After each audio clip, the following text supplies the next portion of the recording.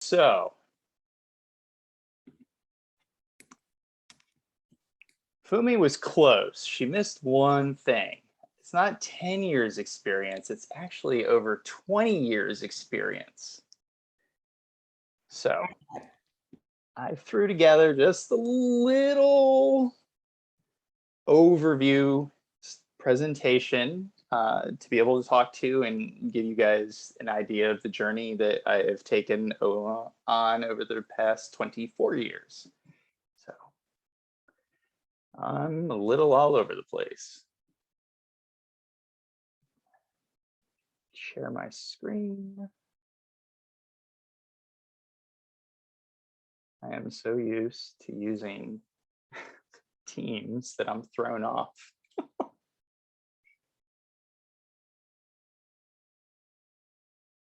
Right. And I like to use humor because Lord knows we all can have tough times and tough days and tough situations. So I like to have fun. And as Fumi said, started as a developer. I'll show you a little bit there. And I have moved into a Scrum Master and doing a full career change at 45 years old. It is possible. You can do it. Don't ever doubt yourself. Title is Developer to Scrum Master. I'm not going to read everything on every slide, but wait, what did I do again? You know what? You got to start somewhere. I didn't go the college route. I joined the Navy pretty much right out of high school, and I served in the DC area as a cryptologist. And what they do is they do the encryption and decryption of satellite subsurface communications. Specifically, that's what I did. On my Navy watch floor, I started to teach myself how to program mid-1998 using Notepad. Super basic HTML. You know, I really got into it. I'm a big video game guy, and I started working on some message boards for some of the video games, and it just kind of got me going and really got me my feet wet with programming. And from that, I actually have turned that into a 20+ year career, which is kind of fascinating. There you go. What was my career and what does it look like? You know what, we're gonna do this Cliff Notes because y'all don't want to hear me talk all the time. So when I say I'm a developer and I've done development work, you name it, I've probably done it, whether it's been front-end work, graphics design, UI, UX, user testing, databases, Microsoft and Oracle, back-end programming. I've done CBT programming, stand-up classroom instruction, you name it, I've probably done it. I have worked in a multitude of areas, whether it's in the military. I worked for one of the largest public schools in this country. We have about 60,000 students in this one school system. I have worked for banks, financial institutions. I have worked for car companies and automotive, Toyota, Mercedes-Benz, Ford, healthcare. That one was really special and near dear to me. I worked for a company called UNOS, who oversees all of the organ transplants in the United States. And I helped develop and redevelop and distribute a new way to be able to do liver allocations. And so that's something that really stands out and speaks to me. I got this slide thing down at the bottom so you can't see me. Yoda. Wait. Okay. What is Agile? What do I have to do to use it, right? So I started working with it about 7 years ago at a small training company doing CBT work. And that was how I got introduced into Agile process. So it was all new to me. And it didn't take a whole lot of time, a couple of years, to understand the processes, what we were doing, why we were doing it, why does it help, right? Because I've done development work for 15+ years prior to getting into Agile, and I've been able to deliver stuff. Why is Agile? Why is it special? Well, in working through it, I learned the different processes. We're all a team. Everyone's accountable for all your work, but we're more than just a team. We can grow to be a family, which is really something that's special. I've seen the growth of the teams. I've seen growth of people, whether it's personally or professionally, and watch them flourish. And in this process, I got really curious about the other roles. Well, what does the QA folks do? What's a product owner, a BSA? What does a Scrum Master do besides sit there and yell at me to put yellow stickies on a wall? So I started asking questions. And you know what? I was kind of lost for a little while, but I figured it out. My last employer, I was brought in as a developer, .NET developer, full stack. And in the process, I got to know the Scrum Master on the team at the time, and we became close friends. He's been doing it for about 7 years. And funny, and Fumi, I haven't even told you this, he was actually a software engineer or a developer prior to switching to Scrum Master, which then really got me curious, because if he can do it, I can do it. Unfortunately, well, fortunately first, we became friends, and at my previous employer, we had something called the communities of practice. And so the Scrum Masters within this certain department, and we had anywhere from 60 to 70 people on the calls every other week. Not all Scrum Masters, but they were curious, or they were. And so I got involved in that. And then my Scrum Master told me that he was leaving. I was like, well, what are we going to do about this? And he said that personally, he would love to see me take over the team, because I've helped him and the team in different processes, get to know folks. And he felt that I had a really good, strong, not background, but work ethic with it. And he believed in me. And so in the process of him leaving, I worked with the manager. And so I started to run a dual role. I was a Scrum Master for an applications development team. I was doing both. I was doing development work while running the team. And what was really blew my mind was how much fun it was, how much I enjoyed it. Watching the team struggle with some of the concepts of whether it's story pointing work, or allocating hours, or even communication lines, whether it's in office or virtual. And I completely lost what I was saying. Oh, watching them grow. And so watching them get better and understand and learn, and then watch them going from completing less than 60% of their work every sprint to 130% by the time I left after 3 months and moved into my next role, which was production support. And so that was platform production support. So it was first line of support. And in that team, I also was running as a Scrum Master with a, excuse my language, bastardized version of Scrum. It was kind of Kanban, it was kind of waterfall, a little bit of Scrum. We kind of did a little bit of everything. But from that 3-month piece where I was running as a developer and the Scrum Master, I wanted to know more. What certifications are out there? What do they mean? And what do they mean to me? And through that process, looking at Scrum Alliance, looking at scrum.org and several other places, I went with scrum.org, and I got my PSN in February of 2021. And now, as of 4th of February this year, I have done that career switch. I have changed. At 45 years old, you can do it. Don't ever doubt yourself. And I know this is something that Fumi and I have talked about, is what are the challenges when you go from being a programmer or a developer or a lawyer, into a Scrum Master?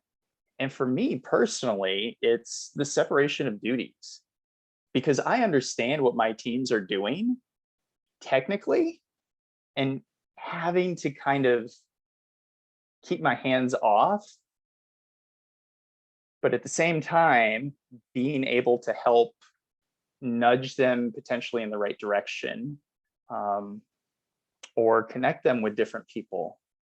I'm also mentoring junior developers that we have. Yep, see, here comes my cat. Developers that we have on the team.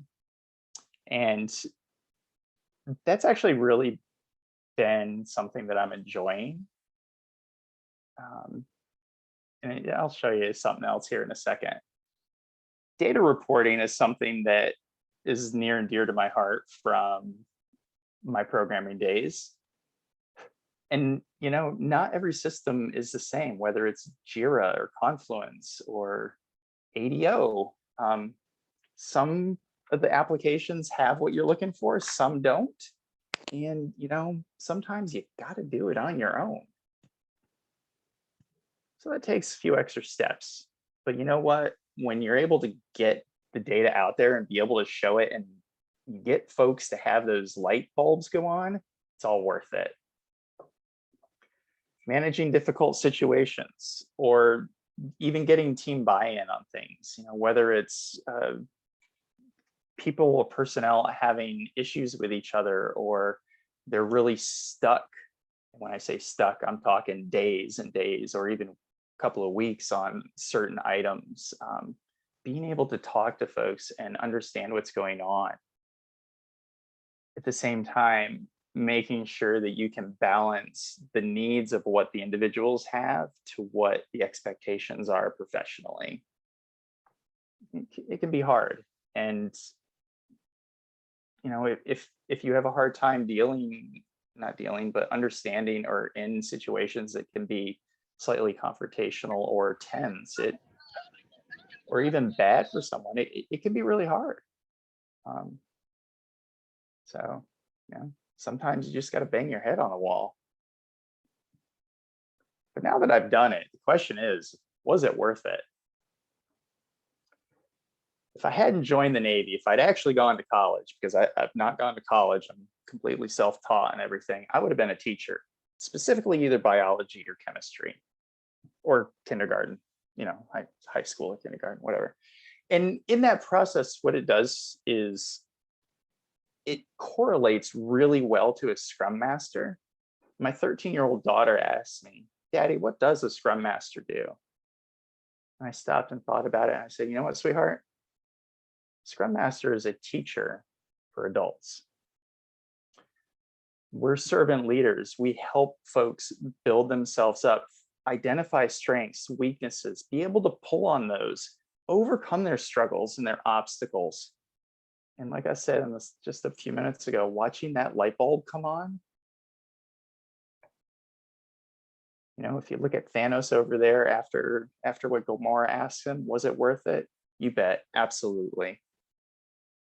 I wouldn't change anything with what I've done. And I am so happy to do this. With that being said, that's just a little bit about me, how I got here. And as you know, Business Cat says, is there any questions that I can answer? I'm happy to do that. So many things to say. Yes. Right, go ahead. Good. Thank you, John. Thank you for that amazing walkthrough of where you started from, where you are, and where you're going. So you do have, first person is Femi, go ahead.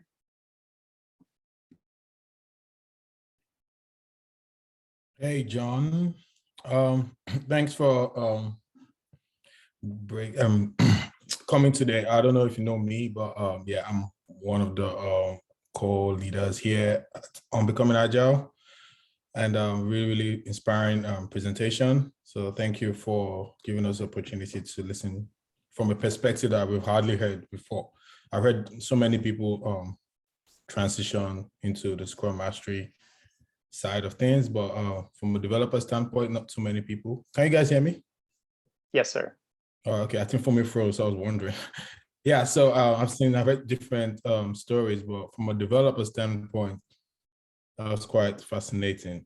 My question would be, how do you handle when there are discussions going on in your team and you have the technical know-how? How do you stop yourself from solutioning with the team? How do you do it? And I'm sure some of the people might know that you're experienced, so I'm sure they will probably be asking your input on things. How do you manage that?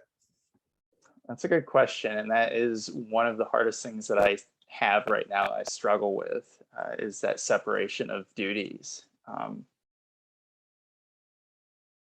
I have forced myself with a lot of discipline to let the team start to solution or work through their questioning or ideas before I would say something, unless they ask me a question specifically. And I probably wouldn't speak up unless it's not getting better or they're really starting to struggle. And I'm not saying an extended period of time, but if we spend 2 or 3 minutes on something, maybe 5, and people are struggling with it, then I might speak up and say something. But that is actually one of my hardest and biggest challenges I have. Let me quickly ask a follow-up question to that. So since you've been doing this, have you ever had to go back to writing code, like, get your hands dirty, or you've tried to stop that completely? I have vowed to not write code. That being said, I've been past 2 days, I've been helping somebody with some JavaScript issues. But I'm not necessarily writing it. I'm not going in and doing like full on programming. It's just, a code snippet here or a variable there, or other than that, no, I'm not writing code anymore. No. I'm done with that one. Awesome. All right. Thanks for answering my questions. Let's hear from other people. Thank you, John. Thanks, Thank sir. you, Femi and John. Mama T, go ahead. Hey, John, thank you so much for taking the time. This was amazing. I enjoyed listening to you. And most of the questions I wanted to ask you, Coach Femi already asked, but I was just thinking it resonates with me because I just have a new developer who just came on. Yep. He was so frustrated because he didn't get his laptop until today, and he's been on for a week. So today he finally got his laptop and he was like, Titi, who's going to show me the environment? I don't know what to do.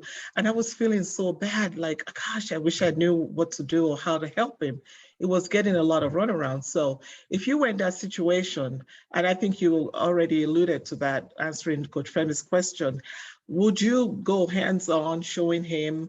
And is it a bad thing to do that? Because the way I'm looking at it is, our team is suffering. We need somebody to give us directions. It's your team and you know what to do. Wouldn't you jump in and say, okay, I wouldn't do it for you, but log into that Swagger and this is where you go? Yes, and that is something that I do. And I have been asked to help.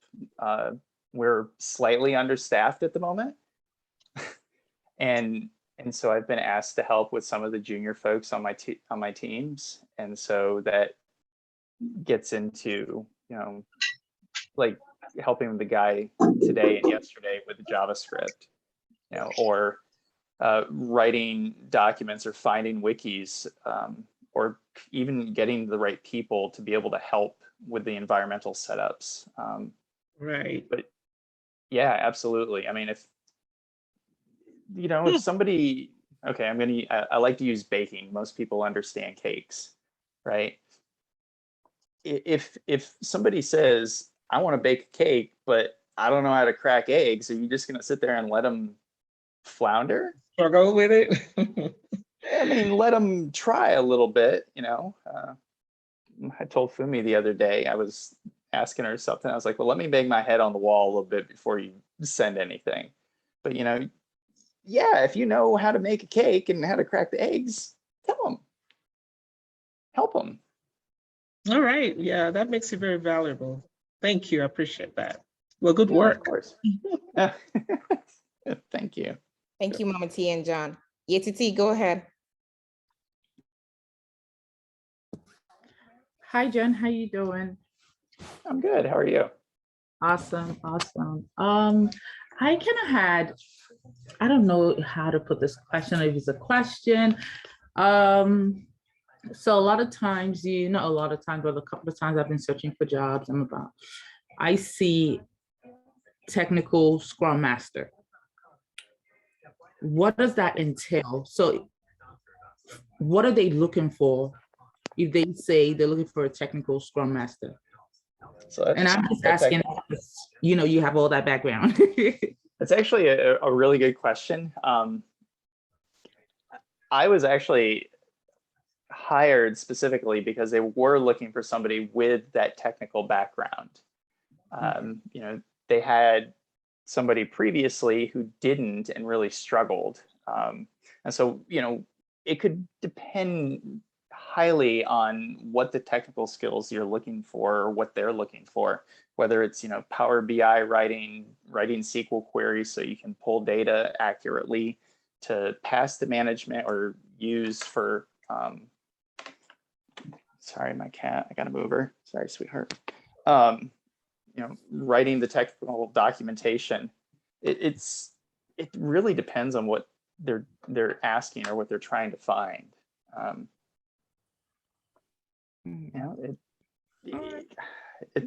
It's kind of hard to say specifically one way or the other. Okay.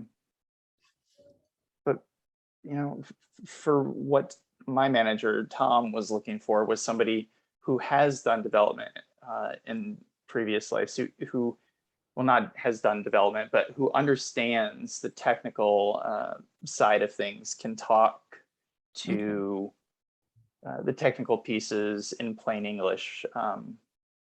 So it depends on what the company's looking for. But Okay. technical can also mean some folks can, it can be anything from doing Excel spreadsheets and pivot tables to writing full-blown virtual reality code. It runs the gamut. If you're curious, the worst thing you can do is ask. Right. Okay. All right. Thank you. That was all. Yes, ma'am. Thanks, Yeti and John. Share, go ahead.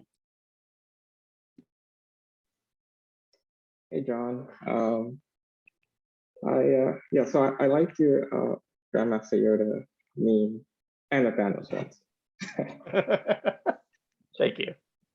All right, so my question. So I was actually also Navy, like I typed in there who you are when you said you were Navy.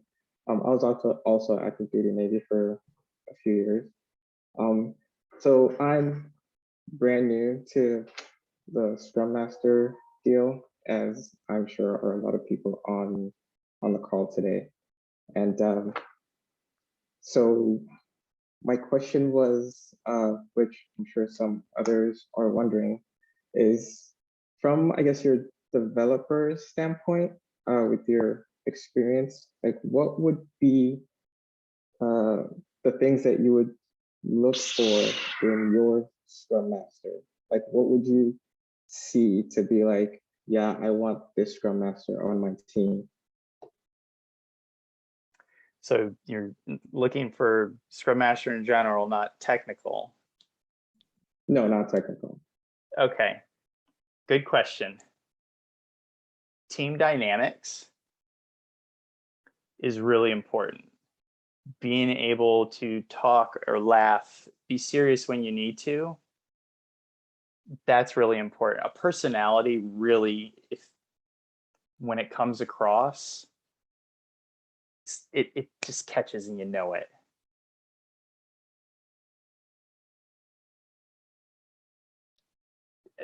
As far as skills go, you want to look at the basics. What is Scrum? What are the ceremonies? What are the core values of it? How do you handle story writing if you need to, if you don't have a BA or you're working with your product owner? BA is a business analyst. And how do you handle conflicts? And what type of resolution or conflict resolution ideas do you have and that you've utilized or put into practice before? Those are things to me on a personal level that I would look for, both skill-wise and as a person. Because you can teach folks how to run a meeting or crunch data, but what you can't do is you can't teach folks empathy or just being a good person. You can't do that. And if you can find that and they meet and match what you are looking for and hoping for, and they have some of the other pieces, but they need some of those built up, that's a winner, because you can help with that.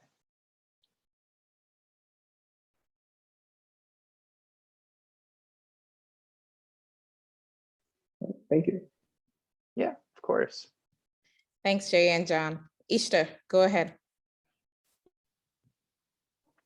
Hi, John. Thank you so much for that presentation. It was really inspiring. Like, you definitely have a gift for public speaking. I think you had us grasped in, especially with your cat and your pictures. Yeah, the Thanos thing made me laugh as well, because last week my son, who's 3.5, he called him Vamos. He thought he was called Vamos, and it reminded me when I seen that picture. So I was like,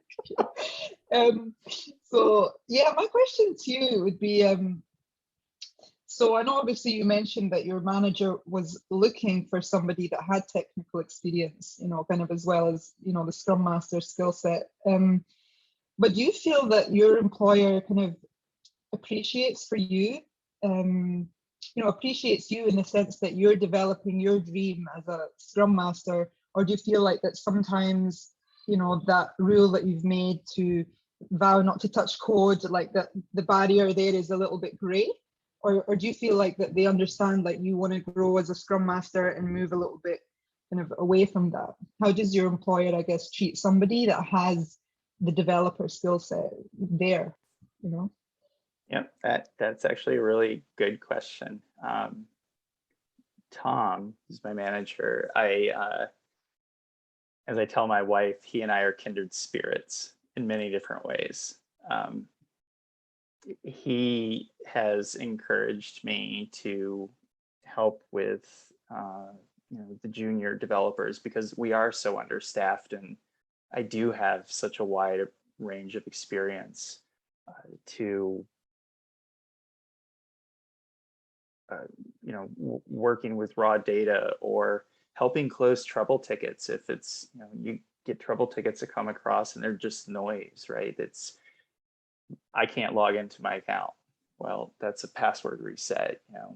You don't need to be sending us a production support ticket to the development team to get your password reset. So I'm starting to take those and closing those out, writing messages, getting the team to not buy in, but come together and work on crafting some generic responses for a lot of these things that are super quick and easy to close and don't require developer time. At the same time, he and the company, I feel like I've been put in such a position for success. He has been managing and working in this type of role for 5 years now. Between him, and I've got Fumi, and I've got a couple of other people from my last job. They're there and want to build and want to push and encourages me, because I have ideas that are not necessarily in use right now within the organization. Encourages me to experiment with ideas and processes and things like that.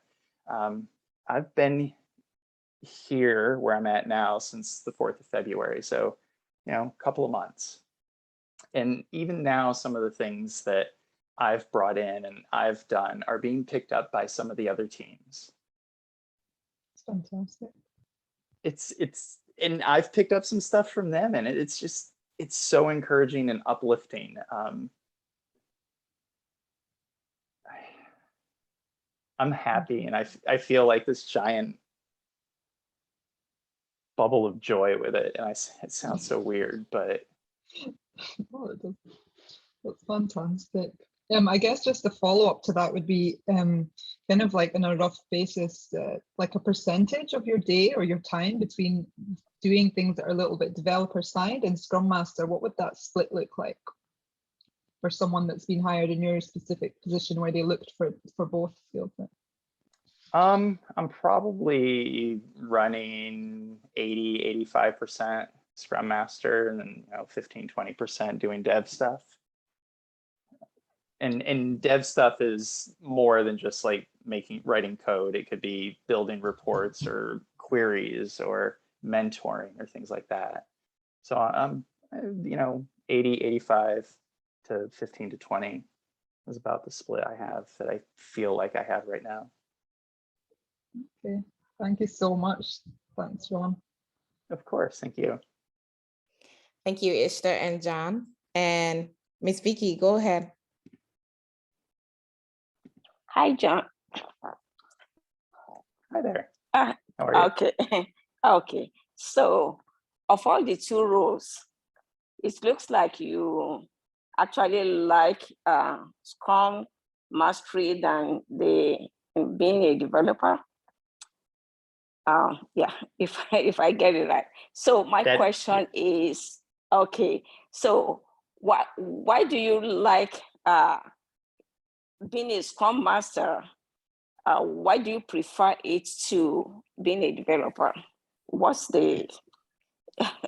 That's a great question. No, that's a great question, especially after you're doing something for 20 years, right? Exactly. And it goes back to, so there's a couple of things that, get to know me a little bit more, you would get more deeper information, but between like my Myers-Briggs personality type and Strength Finders, which looks at 17 different sets of strengths, between those and looking at what my dream job was and still probably will forever be, is to be a teacher. And so my number one strength is empathy. And I think my number 2 or 3 strength is being able to find out how a person works, how they tick, where their strengths are, where their weaknesses are, and working on them and either building them up or building them up or helping them overcome those obstacles. And so those are key and really important to me, and having a personal relationship with my coworkers. And if you take that and you look at what a teacher does, and they do very similar things, which is why I said a Scrum Master is an adult teacher, it's probably as close as I'll ever get to teaching. So it's as close as I'll get to that dream job. And that's why I've done it. And that's why I love it so much, is because it's more than sitting there and looking at a screen and not having those types of relationships, because a lot of times developers are introverts. Surprisingly, I'm an extremely strong introvert. So I understand that as well, but that's why I want to do it. That's why I love it so much. I have those pieces, I have those things. It might not be young minds, but it's still people, it's still minds. They're still there and they still want to learn and grow. I can help. Thank you. Of course. Thank you, Ms. Vic. And thank you, John. Also, go ahead. Hi, John, can you hear me? Yes, ma'am. Okay, great.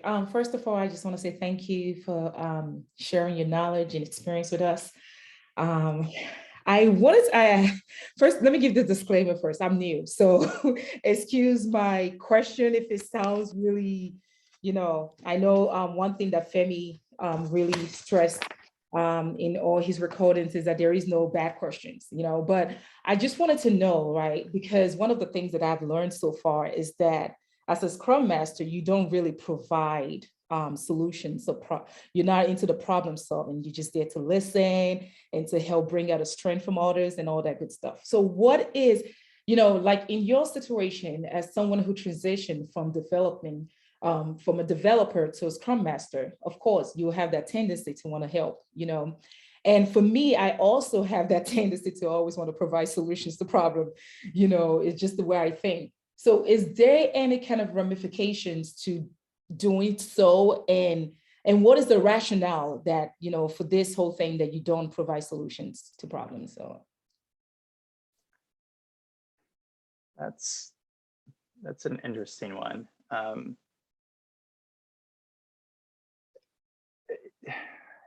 I think if I look at it, it's I have to be disciplined and not trying to provide solutions and hoping that my team can get there, but being extremely cognizant of what's being said and what folks' reactions are like, to being able to step in and give those nudges. So being able to help without giving a full solution. Sometimes, you can poke somebody and just give them that little bit of nudge and they're like, there's a light bulb. Oh my, I just figured this out. I didn't have to solution anything. I just gave you a small nudge.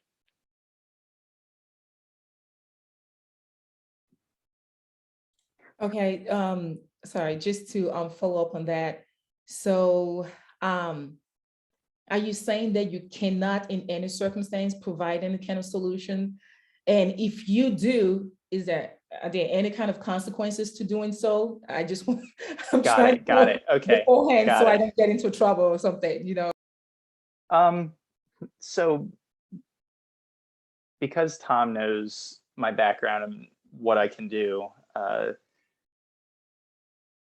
I feel like this would be, regardless if it's me, if Fumi wants to go out there and start developing APIs and, running a whole bunch of triggers and stuff, I think that they would be completely supportive of it. No, there's no hard line that I can't do something, outside of the normal corporate stuff. But no, I'm not going to get in trouble. Fumi's not going to get in trouble. They encourage you to grow and utilize your assets because everybody's got something different, whether it's Fumi and her humor and getting everybody to talk to, me trying to make people laugh. And I know a little bit of tech stuff. No, you won't get in trouble. They encourage it. Thank you, John. All right, thank you, Sato and John. Mama T, go ahead. Yeah, hello again. Hey. So I'm just thinking of how your estimation goes and your retro. During estimation, are you thinking, that can't be a 3? There's no way. Do you chime in or do you just let them do it? And then while they're coming in every morning saying, this is what I did, this is what I'm doing, whatever, are you looking at them like, you still working on that story? This could have been done 2 days ago. Because seriously, I feel that way. Sometimes, as a matter of fact, today I was asking one of my developers, I said, you've said this 3 times, you're trying to deploy.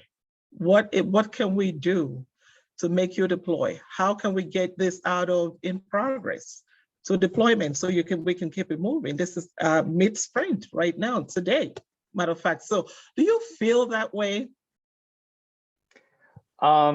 Yes.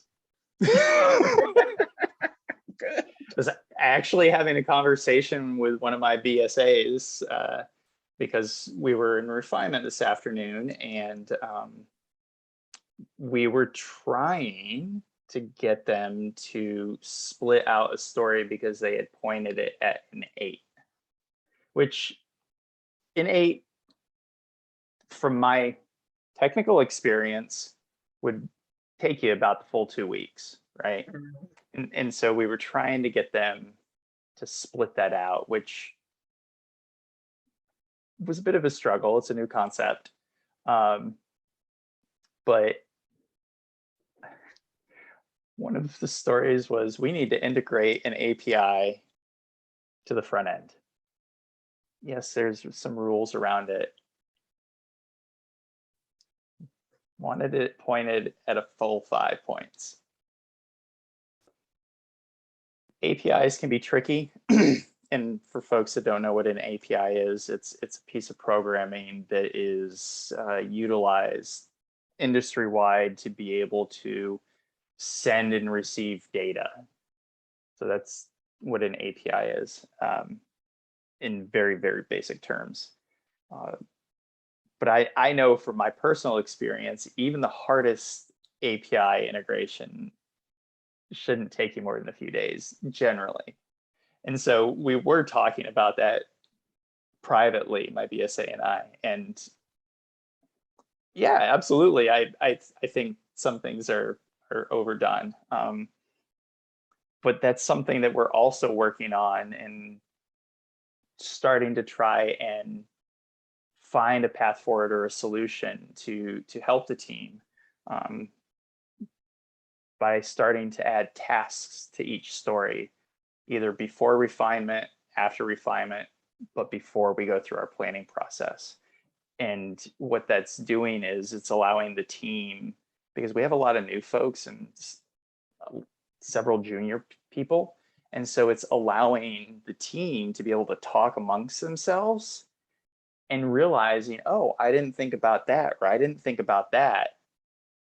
Well, that's not quite as hard as we thought, or yeah, that's much more hard. And so we're starting to get that on one of my teams.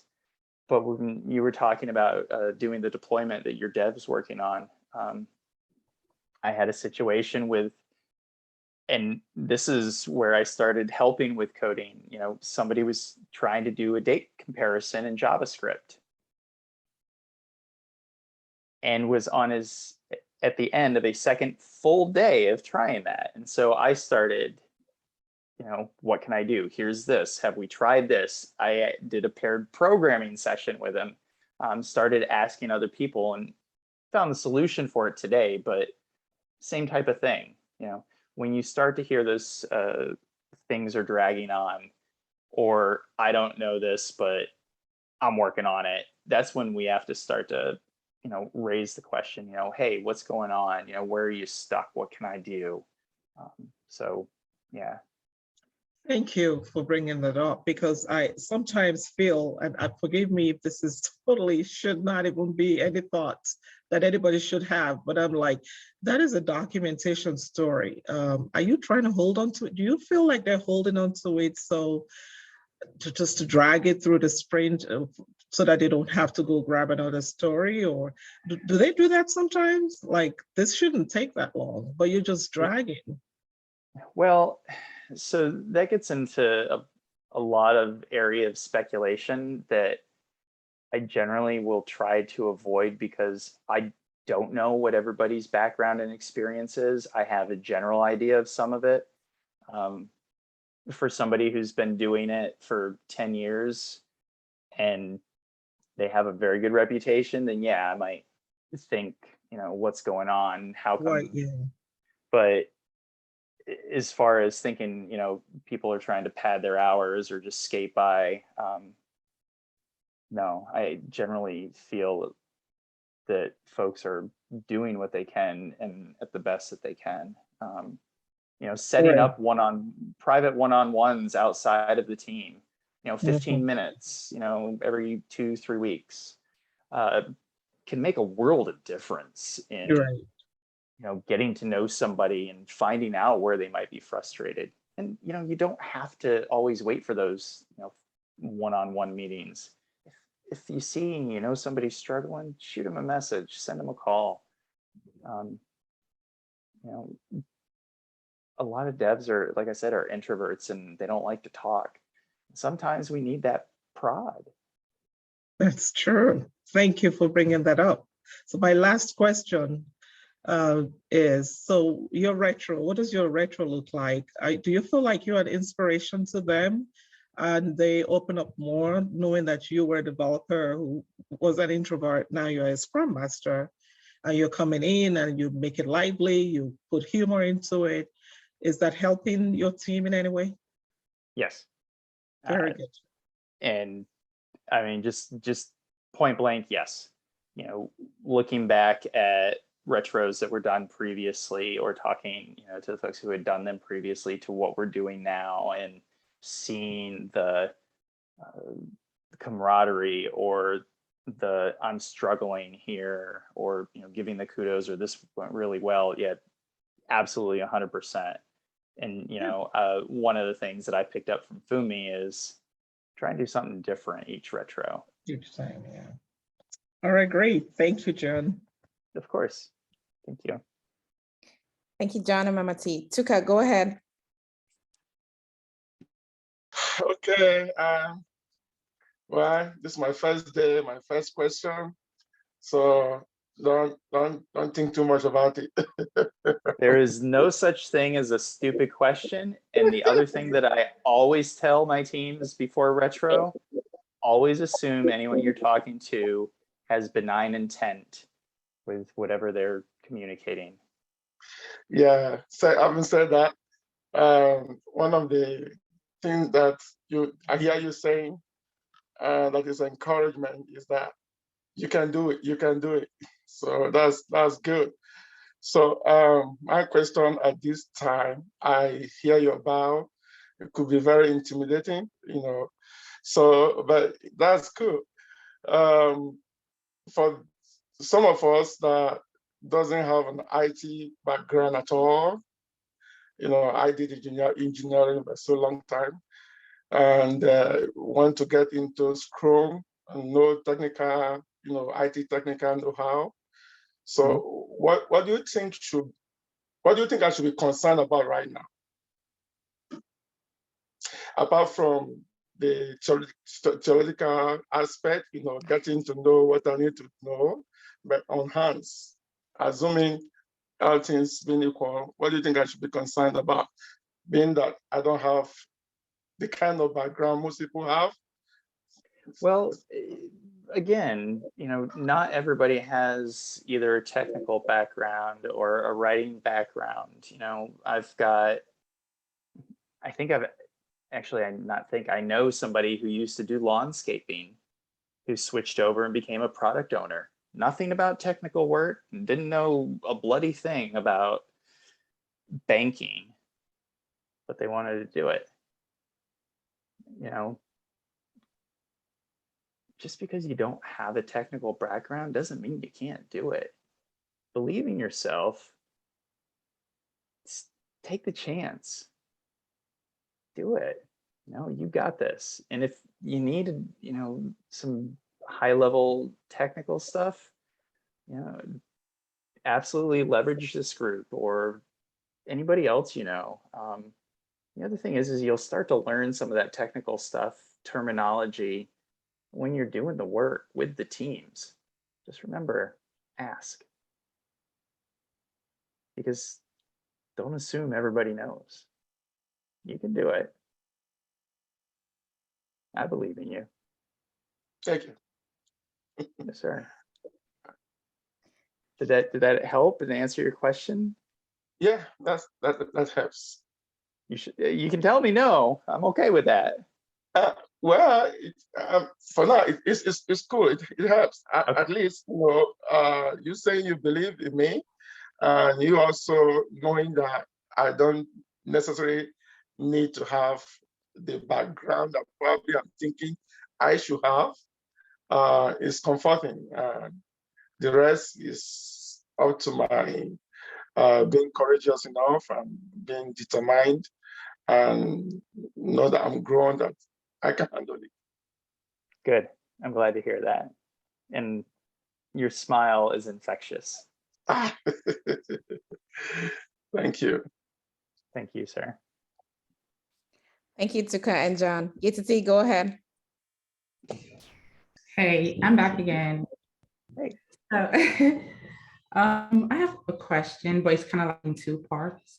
So Okay. it's like, have you ever worked with like a new team that has transitioned from like waterfall to agile? And if that's a yes, what kind of challenges did you face, like resistance and all that? I have not done Okay. that. but at the same time, knowing what waterfall is, it doesn't even matter with waterfall. Getting folks to do the buy-in on things can be hard. If they're set in their ways and they're coming from the waterfall, right? Or we can take away from waterfall, I guess, kind of like, let me say, a new team. We can kind of move away from the waterfall aspect, but like with a new team, right? What kind of challenges have you faced? So I'm new to the two teams that I'm on right now, and some of the challenges that I'm facing are, getting folks to ask the questions that they're struggling with, or buying into some of the changes and ideas that we have, whether it's breaking stories out into tasks, or some folks can just be set and they don't want to change. And talk to them one-on-one, work with them. And if that's not helping, leverage your agile leadership or peers. Not everybody's going to always buy into it and be willing to do it. And you'll struggle with them. But then you're going to have the folks that will, and they can help with the folks that aren't. Sounds good. All right, thank you. Yes, ma'am. Thank you, AT. Bode, go ahead.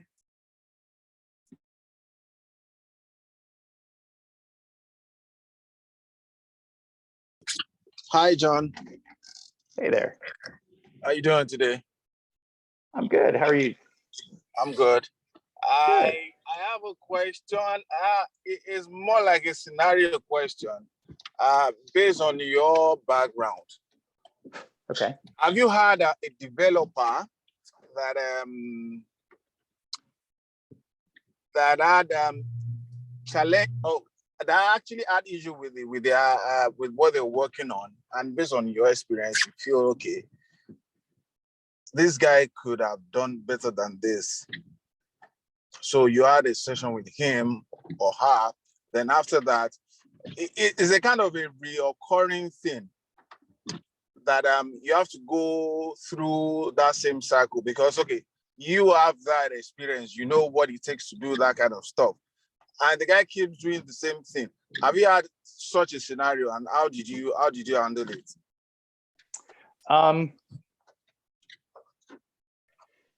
Specific to that, well, yeah, I kind of have had that situation. I did not go in and tell them that what they were doing was wrong, or try and tell them how to do something, but having the person struggle and fight and resist help,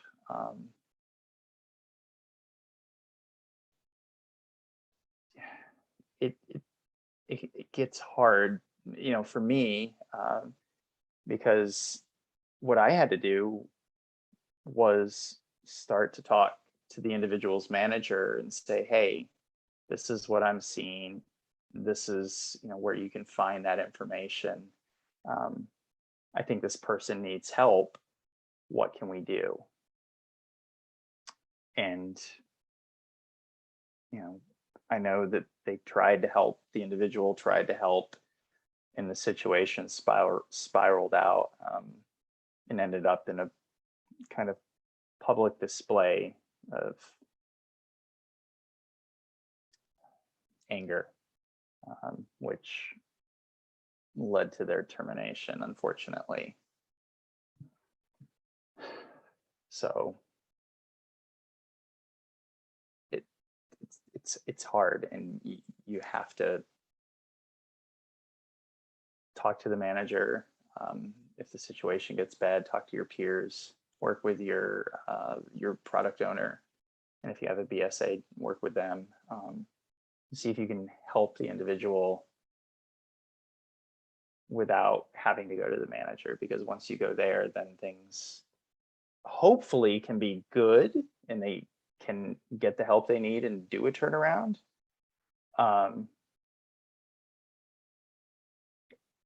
Otherwise, it's, you know, their manager will do what they have to do. I apologize, I'm rambling. This has been a real hard situation. It's still fresh. So, does that answer your question? Definitely, definitely. Because I know stuff like that would definitely come up at one time or the other. It's you can't prevent such at one time or the other. It might just be somebody. So it's just you being able to resolve the. I just want to tap into the experience of being able to resolve the thing as best as you can. Yeah. Yep. You're correct. Thanks, Bode. So I do have 6 more people, and after the 6 people, no more questions for John, please. So I have Sukomi, TJ, Chibuzo, Tommy P, Amadou, and Ufoma. After the 6, any other questions you have, put them together. I will ship it to John, and he will send me the reply. Yes, ma'am. All right, Sukomi, go ahead. Hello, John. How Hey are there. you? Yeah, I'm good. thank you. Thank you for taking your time out.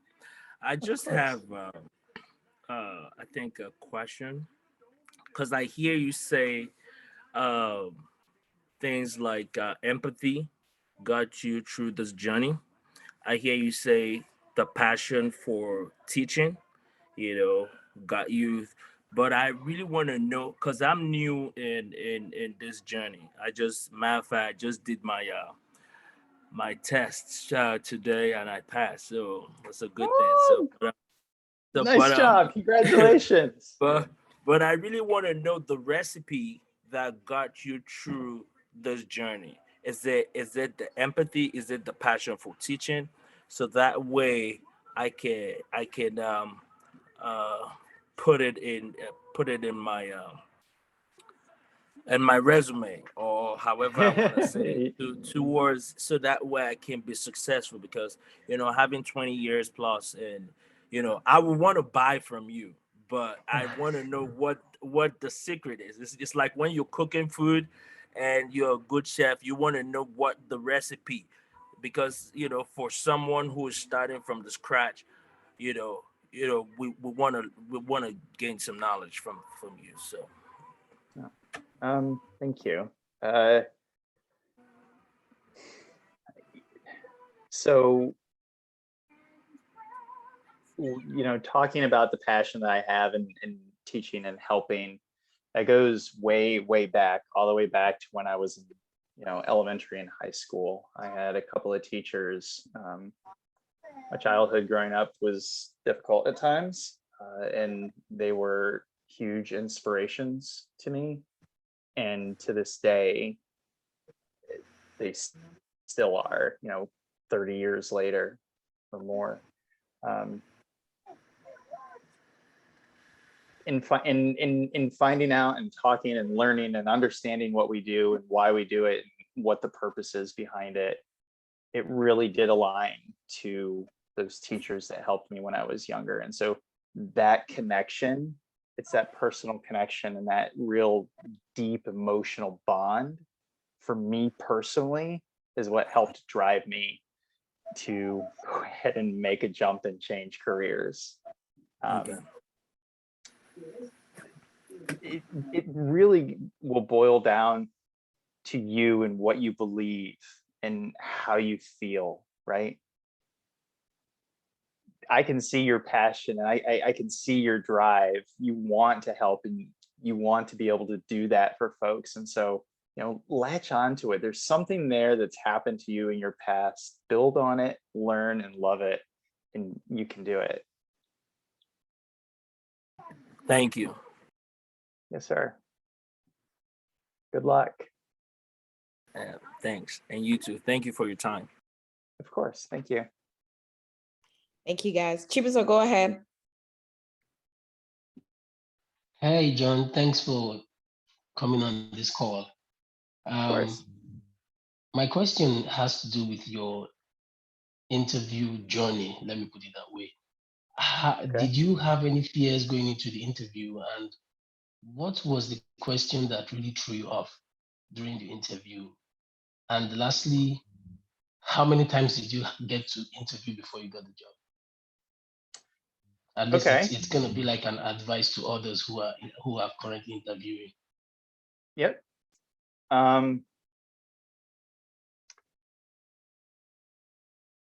So was I scared going into the interviews? Oh my God, yes. Absolutely.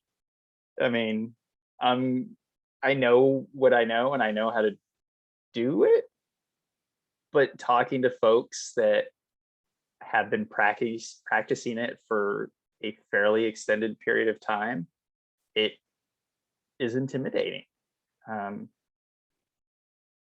As far as a question that might have tripped me up, you know what? I don't know. Fumi, was there something that tripped me up that when you were interviewing me? I mean, I don't think so. I particularly liked the story of where you were coming from. And for me, that was the thing that was just different, because I'm used to seeing people who are QA project managers and all that transition to Scrum, but developers it's pretty different. And I remember that one of my questions to you was, how do you separate yourself as being a developer and also a Scrum Master? How do you not want to check the code? How are you not so curious to know what's going on in that code? How are you not so serious to want to see the PR and say, well, you know what, this PR is taking so long. Let me see if I can approve it. That was one of my major costs. And I like the fact on how you answered it, and you answered the same question here. So I don't think we had any struggle with you. Most of the questions were questions you could answer. And one thing that you brought to the game was personality. You can, that's one thing that you just can't pretend. What kind of personality do you have? Are you positive in how you talk? I've heard people say how soothing your voice is when you're talking. So you bring that positive energy in, and then the rest is history. Even when you struggle with questions, the fact that you already have the personality, it stands you out. That's one thing that stands you out as being a Scrum Master. thank you. So,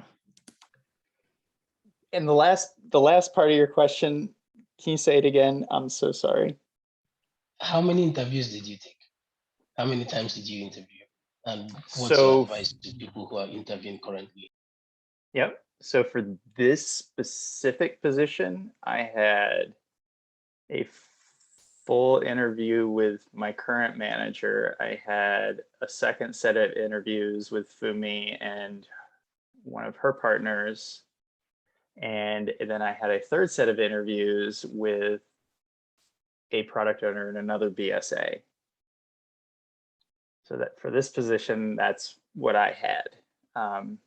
I had another position I was interviewing for at the time, and I interviewed with HR, the manager, head of development, talent development, the owner of the company, and a couple of other things, which is a lot.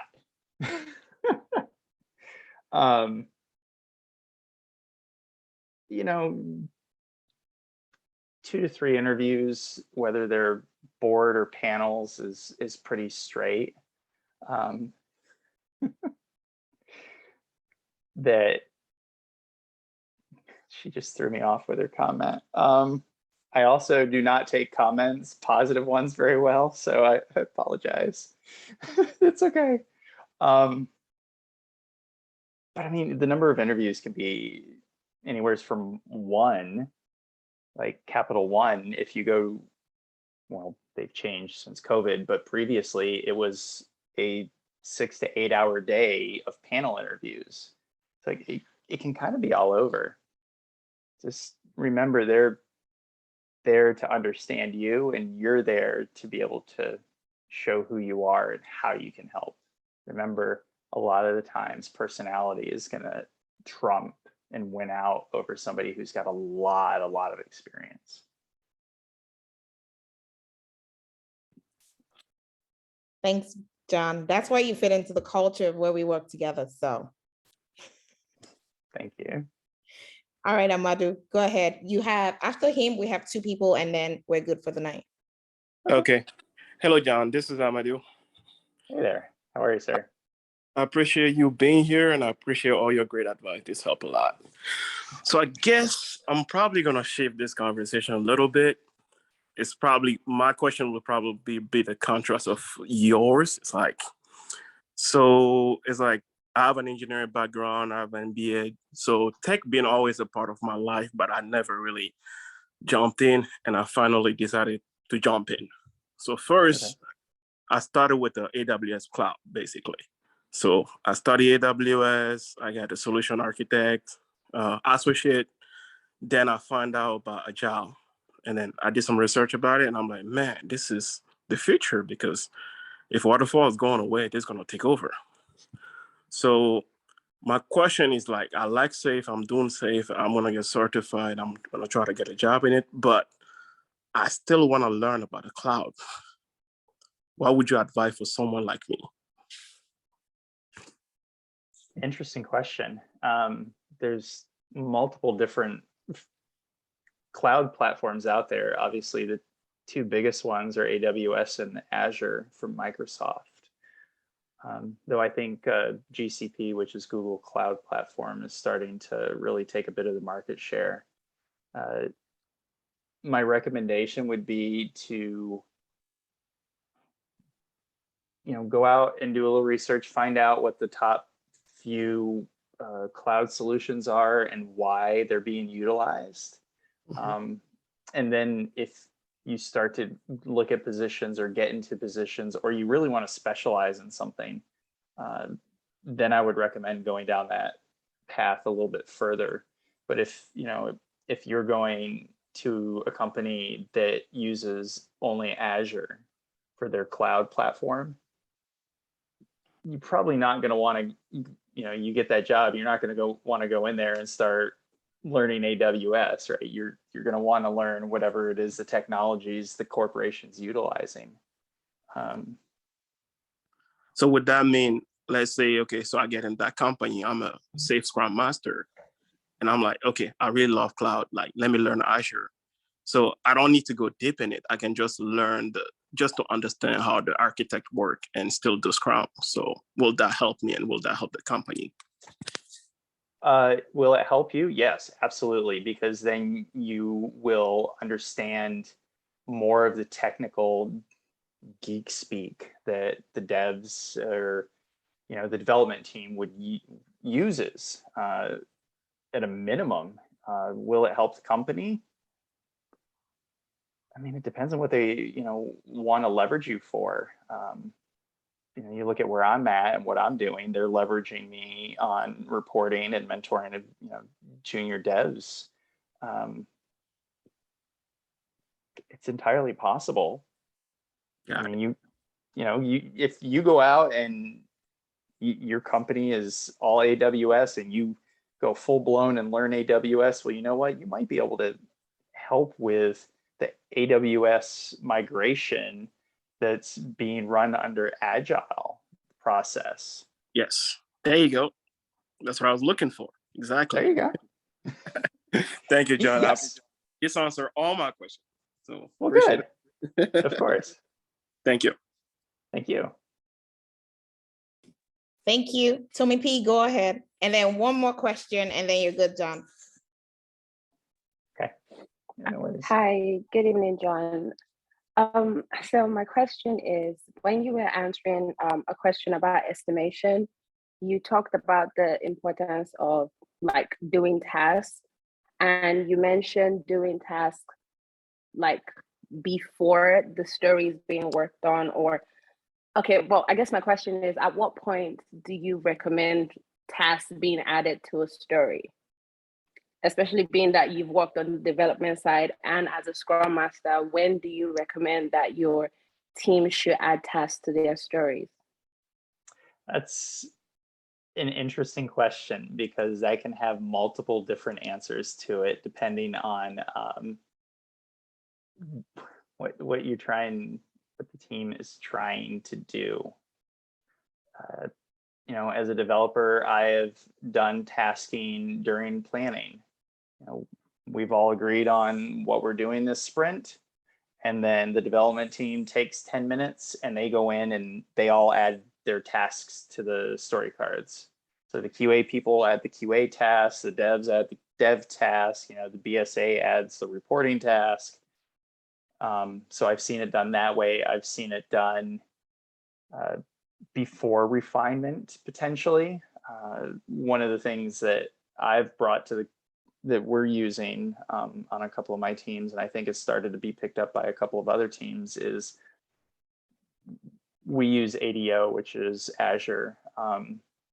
And so I've gone out and created a list that utilizes a query I wrote in Azure to be able to have a ready to refine list that's always there. And so we work from the top down, and you know, folks can go in and see what's going on, and they can start to add tasks to things if they want to, or they can wait until after the refinement. You know, all of our tasks are not tasks, excuse me, all of our stories or our cards have been fully fleshed out. We've got priorities and point estimations on them. And then before planning, so that from that time between refinement to planning, then they could add tasks as well. So it's really what works for you and your team to when and how you do it, because I've done all of them. Okay, thank you. And just one last question. Is there ever a time that it's too late to add a task to a story? Like, say they've been working on the story for a long time and it's like, okay, why have you been taking this long? Then they decide to then add the task at that point. Is that wrong? Or so the tasks are really to help not only with estimation and understanding the scope of the work, but also what might need to go into it. And so you could potentially identify A, B, C, and E, and then you start to get into it and work on it and realize, oh, I forgot D. That's something I need to do too. yeah, okay. Well, then let me go ahead and make sure, just for my records, that it's out there. Or I want to make sure that the team knows, and this is something else that we found. Adding a task afterwards is, at least from my personal opinion, isn't a bad thing.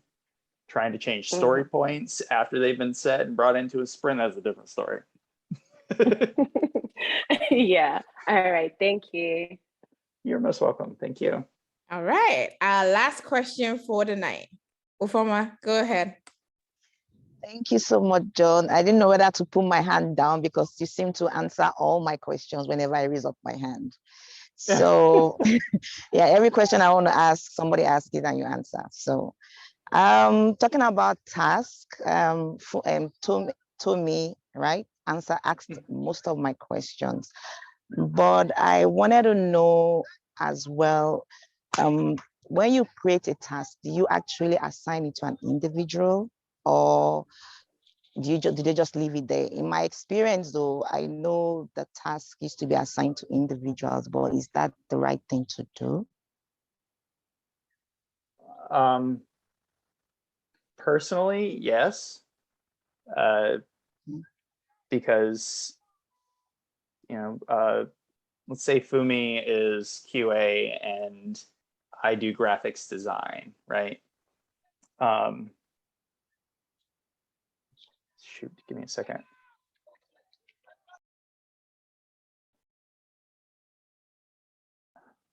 I lost my train of thought. I apologize. Can you say it one more time for me? Sorry?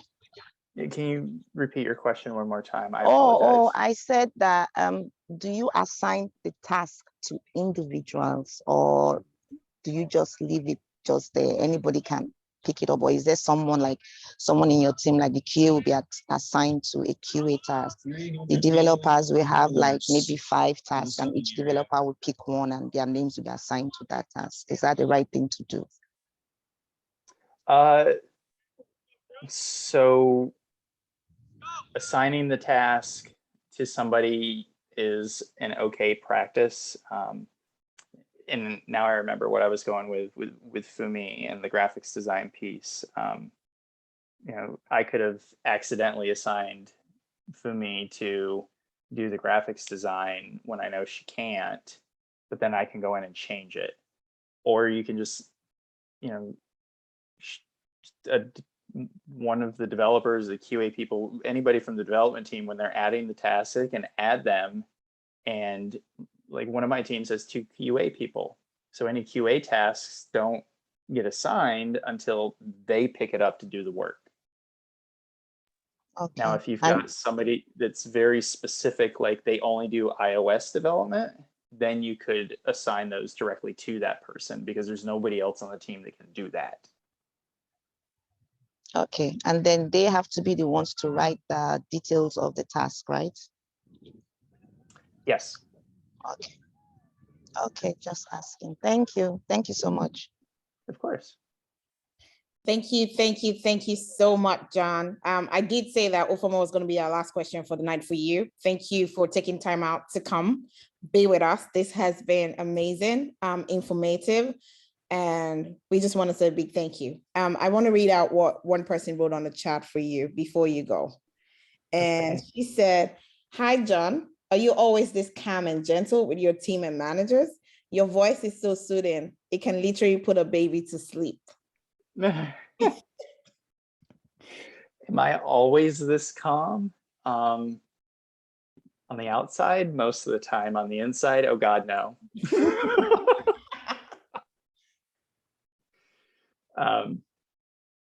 And I have my moments where I struggle,